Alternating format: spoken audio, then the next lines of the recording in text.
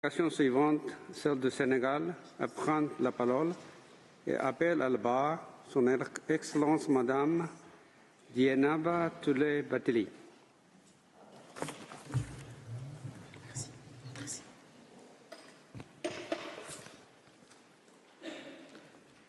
Monsieur le Président, Mesdames et Messieurs les juges, c'est un honneur pour moi de m'adresser à la Cour au nom de la République du Sénégal dans le cadre de la présente procédure consultative. Le Sénégal, outre l'honneur qu'il a de présider le Comité pour l'exercice des droits inaliénables du peuple palestinien depuis sa création en 1975, est partie à la plupart des initiatives internationales dont l'objectif est de trouver une solution durable à la tragédie que subit le peuple palestinien. Le comité spécial onusien chargé d'enquêter sur les pratiques israéliennes dans les territoires occupés, le comité ministériel des 6 de l'OCI sur la Palestine et le comité ministériel des pays non alignés sur la question de Palestine.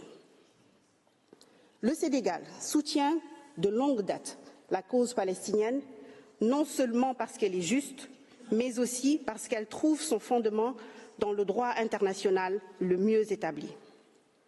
Notre pays est animé par le vœu d'une protection efficace et concrète du peuple palestinien, injustement soumis à une occupation prolongée et illégale. À ce titre, le Sénégal a plusieurs fois lancé un appel solennel aux États membres des Nations unies afin qu'ils continuent de soutenir le mandat de l'Office de secours et des travaux des Nations unies pour les réfugiés de Palestine dans le Moyen-Orient, UNRWA que nous désignerons sous le nom de l'Office, et qui, depuis sa création, offre des services de base à des millions de réfugiés palestiniens, notamment en matière d'éducation, de santé et d'assistance humanitaire.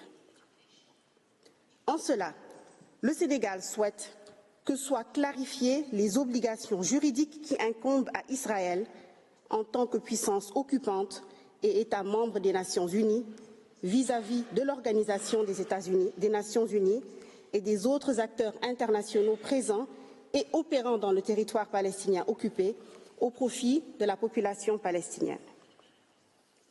Monsieur le Président, la communauté internationale repose sur des règles et sur la confiance dans des institutions chargées de les interpréter, au premier rang desquelles se trouve cette Cour. Lorsqu'elle est saisie d'une demande fondée, comme c'est manifestement le cas ici, il lui revient de rappeler les principes de règles et les règles collectivement reconnues et d'en préciser le sens et la portée. Plusieurs participants à la présente procédure l'ont justement rappelé cette semaine. C'est le cadre juridique international lui-même, conçu pour garantir le respect du droit et assurer la responsabilité en cas de violation, qui se trouve aujourd'hui mise à l'épreuve. La contribution du Sénégal s'inscrit donc naturellement dans le prolongement direct et le plein respect de l'avis consultatif rendu par votre Cour le 19 juillet 2024 sur les conséquences juridiques découlant des politiques et pratiques d'Israël dans le territoire palestinien occupé, y compris Jérusalem-Est. Cet avis a non seulement réaffirmé l'illégalité de l'occupation continue du territoire palestinien par Israël, mais également souligné les obligations qui en découlent pour tous les États. Conformément à cet avis, le Sénégal estime qu'il lui incombe, comme à tous les autres États, de coopérer pour mettre fin à la situation illicite découlant de l'occupation israélienne et de ne pas prêter aide ou assistance à son maintien. Monsieur le Président, au cœur de cette situation se trouve le droit inaliénable du peuple palestinien à l'autodétermination, qui doit être préservé dans toutes ses dimensions juridiques, politiques, territoriales et humanitaires, comme cette Cour l'a maintes fois rappelé, y compris dans ses avis consultatifs de 2004 et 2024. Les obligations d'Israël concernant la présence et les activités des Nations unies, des autres organisations internationales et des États tiers sont intrinsèquement liées à la réalisation de ce droit. Le Sénégal est d'avis que toute entrave à cette présence et à ses activités constitue non seulement une violation des obligations spécifiques d'Israël envers ses acteurs, mais aussi une obstruction caractérisée à l'exercice par le peuple palestinien de son droit fondamental à déterminer librement son statut politique et à poursuivre son développement économique, social et culturel.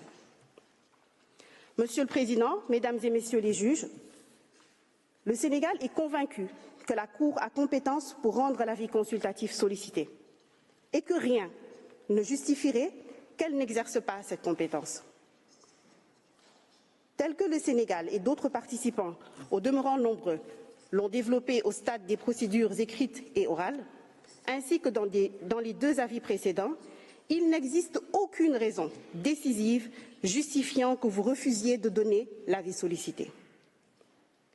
Votre Cour ne sera pas convaincue par les arguments qui prétendent que cet avis risquerait d'interférer indûment avec des contentieux pendants. En effet, et je cite la Cour, « Aucun État n'a qualité pour empêcher que soit donnée suite à une demande d'avis dont les Nations Unies auraient reconnu l'opportunité. Et ce, alors même que la demande d'avis a trait à une question juridique actuellement pendante entre États. » Fin de la citation. Dans les développements qui suivent, le Sénégal s'attachera à suggérer à la Cour les réponses qu'appelle la question qui lui est posée. Elle porte, je le rappelle, sur les obligations d'Israël.